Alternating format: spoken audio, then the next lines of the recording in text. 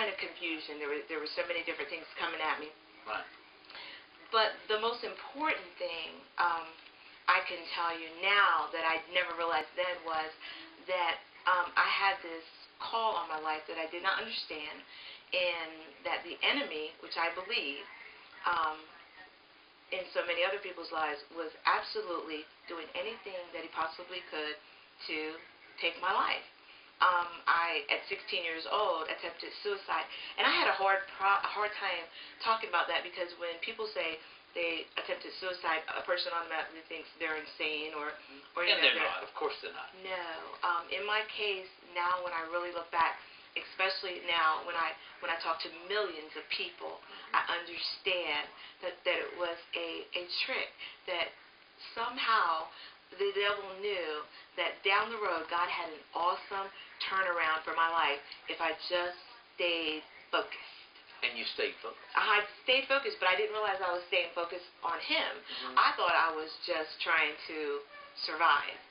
And all along, through many, many horrible, horrific things, I stayed focused on living. I had 4 children.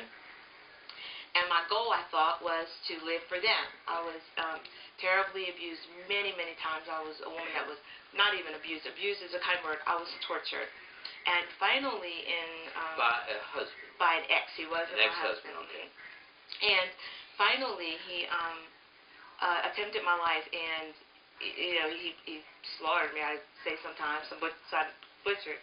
But he, on a Thanksgiving night, I was asleep, and he broke in, and he literally beat me almost and cut me almost to death. Actually, some plastic surgeons have said that he didn't even cut my face. He literally ripped my face apart, where my mouth was totally ripped out of my face. Now, I was paralyzed for a very, very long time, and still today I am.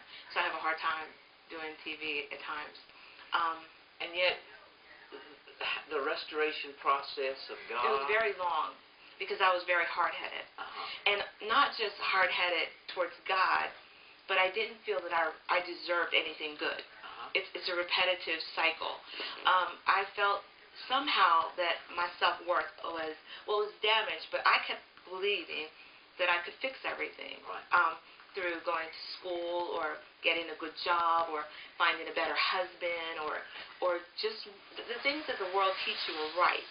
And where God was concerned, I felt that because so many things had happened to me, there couldn't possibly have been a God that loved me, that I had no value to God, that there was nothing I had to offer God. And it was so funny, because now in women ministries, when I talk, I tell the women that I was under the assumption that I needed a title, where all God was looking for and interested in was my testimony.